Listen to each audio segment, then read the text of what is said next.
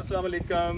आज मैं मौजूद हूँ अपने गांव में और अपने उस स्कूल के सामने हूँ कि यहाँ पर मैंने पहली क्लास से अपनी तालीम शुरू की और 8वीं तक मैं यहाँ पे पढ़ा हूँ इस स्कूल में। ये बिल्कुल मेरे गांव में स्कूल है। इस साइड में मेरा घर है, वो सामने इसी बाज़ार में बिल्कुल मेरा घर है और घर के सामने ये स्कूल था। और उस वक़्त जब हम घर से निकलते थे तो स्कूल तक आने में जो सफ़र था ना, वो यकीन करें मीलों का सफ़र लगता था। अभी स्कूल जा रहे हैं ना, तो जब स्कूल से छुट्टी होती थी तो वापस घर तक जाने में समझे कि एक चुटकी में सफ़र ख़त्म हो जाता था। उस टाइम स्कूल आते बड़ी मौत पड़ती थी, लेकिन आज सोचते हैं कि यार वही दिन अच्छे थे, काश वो दिन कभी भी नहीं गुजरते। मैं और चौधरी अंसार हम दोनों इसी स्कूल में पढ़े, लेकिन हमारा कम से कम 4-5 क्लासों का फ़र्क होता था। मैं अगे हुंदा सी। हाँ जी, मैं तो अगे हुंदा सी ते फिर ये जनाब अगे सी बहुत ही अगे निकल गया। ये फिर एडा अगे निकलिया कि स्कूल छड़ गया फिर है ना। लेकिन मैं फिर पढ़ता रहा। उस बाद फिर मैं हाई स्कूल चला गया, फिर कॉलेज चला गया, यूनिवर्सिटी चला गया। तो मैं तो अपने स्कूल छोटा एक विजिट करवा रहा स्कूल का मेन गेट है। आ जा भी अंदर आ जा।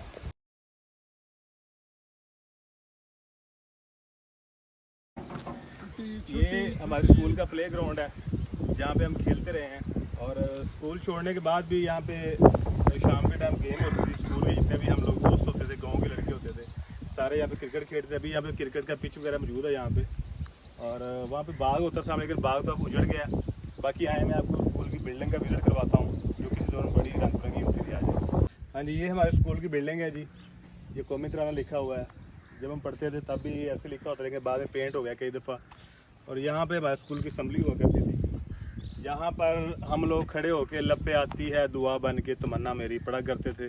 और यकीन करें कि उस वक्त हमें उस दुआ की समझ को नहीं आती थी कि इसका मतलब क्या है, लेकिन बस हम रट्टा लगा के ज़ोर ज़ोर से पढ़ते थे। आज मतलब की समझ आई तो आज वो दिन नहीं रहे ना।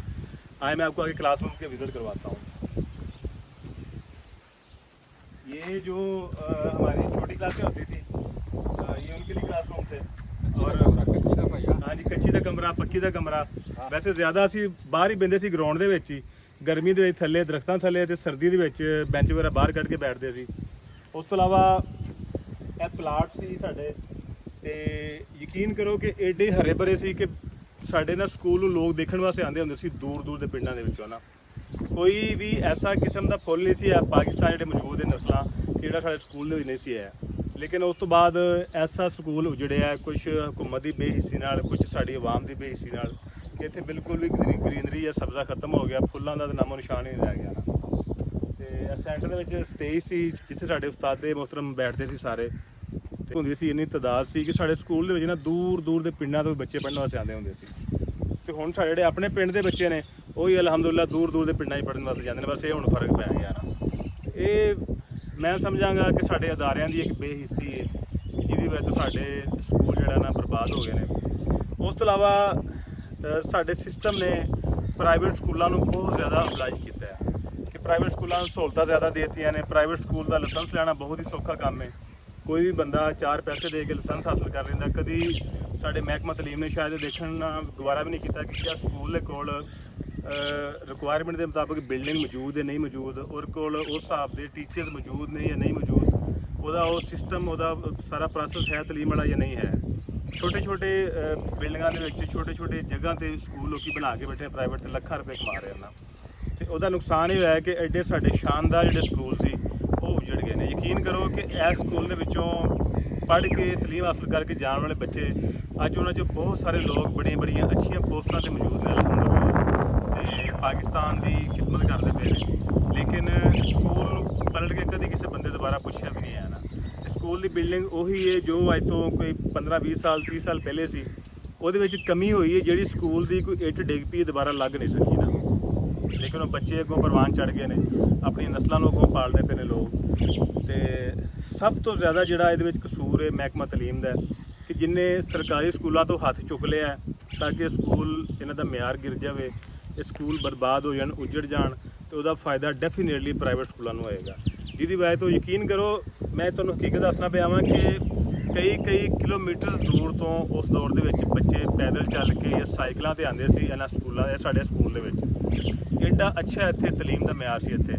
लेकिन अज उही साडे पिंड दे बच्चे ने जिन्हां दा बिल्कुल स्कूल की दीवार दे नाल जिन्हां दा घर भी अटैच है ना, ਯਕੀਨ ਕਰੋ ਕਿ ਉਹ ਵੀ ਸਾਡੇ ਤੋਂ ਥੋੜਾ ਦੂਰ ਇੱਥੇ ਪ੍ਰਾਈਵੇਟ ਸਕੂਲ ਇੱਥੇ ਲੋਕੀ ਪੜ੍ਹਨ ਵਾਸਤੇ ਜਾਂਦੇ ਨੇ। ਯਾਨੀ ਕਿ ਇਹ ਹਾਲਤ ਹੋ ਗਈ ਸਾਡੇ ਸਕੂਲ ਦੀ, ਤੇ ਬੜਾ ਹੀ ਅਫਸੋਸ ਹੁੰਦਾ ਹੈ, ਬੜਾ ਹੀ ਦੁੱਖ ਹੁੰਦਾ ਹੈ ਸਾਰੀਆਂ ਚੀਜ਼ਾਂ ਦੇਖ ਕੇ। ਬਾਕੀ ਅੱਲਾਹ ਪਾਕ ਹਦਾਇਤ ਦੇਵੇ ਸਾਡੇ ਮਹਿਕਮਾ ਤਾਲੀਮ ਨੂੰ ਕਿ ਜਿਵੇਂ ਸਾਡੇ ਬਾਕੀ ਅਦਾਰਿਆਂ ਦਾ ਬੇੜਾ ਗਰਕ ਹੋ ਗਿਆ, ਸ਼ਾਇਦ ਇਹਦਾ ਵੀ ਉਹੀ ਸਿਸਟਮ ਬਣ ਗਿਆ ਹੋਇਆ ਵਾ। ਅੱਜ ਮੈਂ ਸਕੂਲ ਆਇਆ ਬੜੇ ਸਾਲਾਂ ਬਾਅਦ ਤੇ ਆ ਕੇ ਬੜਾ ਹੀ ਮੇਰਾ ਦਿਲ ਦੁਖਿਆ, ਬੜੀ ਮੈਨੂੰ ਤਕਲੀਫ ਹੋਈ ਆ ਕੇ ਦੇਖ ਕੇ ਇਸ ਸਕੂਲ ਦੀ ਹਾਲਤ, ਇਸ ਸਕੂਲ ਦੀ ਬਿਲਡਿੰਗ ਦੀ ਹਾਲਤ। ਫਿਰ ਮੈਂ ਚੌਧਰੀ ਸਰ ਕੋ ਤਦਾਦ ਪੁੱਛੀ ਹੈ, ਉਹ ਕਹਿੰਦਾ ਯਾਰ ਬਸ ਐਵੇਂ ਚੰਦ ਬੱਚੇ ਇੱਥੇ ਆਉਂਦੇ ਨੇ ਜਿਹੜੇ ਪੜ੍ਹਨ ਵਾਸਤੇ ਆਉਂਦੇ ਨੇ ਸਕੂਲ ਦੇ ਵਿੱਚ ਨਾ, ਬਾਕੀ ਉਹ ਵੀ ਕੋਈ ਇੰਤਹਾਈ ਵਿਚਾਰੇ ਕੋਈ ਉਹ ਗਰੀਬ ਗੁਰਬਾ ਲੋਕ ਨੇ ਕਿ ਜਿਹੜੇ ਫੀਸ ਅਫੋਰਡ ਨਹੀਂ ਕਰ ਸਕਦੇ ਨਾ। ਤੇ ਬਾਕੀ ਜਿਹੜਾ ਵੀ ਬੰਦਾ ਥੋੜਾ ਬਹੁਤਾ ਵੀ ਜਿਹਦੇ ਘਰ ਦਾ ਨਿਜ਼ਾਮ ਚੱਲਦਾ ਹੈ ਉਹ ਆਪਣਾ ਬੱਚਾ ਪ੍ਰਾਈਵੇਟ ਸਕੂਲ ਦਾਖਲ ਕਰਵਾਉਂਦਾ, ਜਿੱਥੇ ਉਹ ਹਜ਼ਾਰਾਂ ਰੁਪਏ ਫੀਸ ਵੀ ਦਿੰਦਾ ਤੇ ਆਪਣੇ ਬੱਚੇ ਵੀ ਉੱਥੇ ਪੜ੍ਹਾਉਂਦਾ। ਹਾਲਾਂਕਿ ਜਿਹੜੇ ਪ੍ਰਾਈਵੇਟ ਸਕੂਲ ਨੇ ਬਿਲਕੁਲ ਛੋਟੀ ਜਿਹੀ ਬਿਲਡਿੰਗ ਹੈ, ਨਾ ਉੱਥੇ ਬੱਚੇ ਵਿਚਾਰੇ ਖੇਡ ਸਕਦੇ ਨੇ, ਨਾ ਕੋਈ ਉੱਥੇ ਹੋਰ ਮਾਮਲਾ ਹੈ। ਐਡੀ ਵੱਡੀ ਸ਼ਾਨਦਾਰ ਬਿਲਡਿੰਗ, ਐਡੇ ਵੱਡੇ ਗ੍ਰੀਨਰੀ ਵਾਲੇ ਪਲਾਟ, ਸਭ ਕੁਝ ਤਬਾਹ ਹੋ ਗਿਆ, ਉੱਜੜ ਗਿਆ, ਸਿਰਫ ਸਾਡੇ ਅਦਾਰੇ ਦੀ ਬੇਇੱਜ਼ਤੀ ਦੀ ਵਜ੍ਹਾ ਤੋਂ ਜੀ। ਬਾਕੀ ਅੱਲਾਹ ਪਾਕ ਸਲਾਮਤ ਰੱਖੇ ਸਾਡੇ ਇਸ ਸਕੂਲ ਨੂੰ ਕਿ ਜਿਹੜਾ ਸਾਡੀ ਬੁਨਿਆਦ ਹੈ, ਜਿਹਨੇ ਸਾਨੂੰ ਪ੍ਰਵਾਨ ਚੜ੍ਹਾ ਕੇ ਤੇ ਜ਼ਿੰਦਗੀ ਦੀ ਰਾਹ ਸਾਨੂੰ ਪਾ ਦਿੱਤਾ ਹੋਇਆ ਜੀ।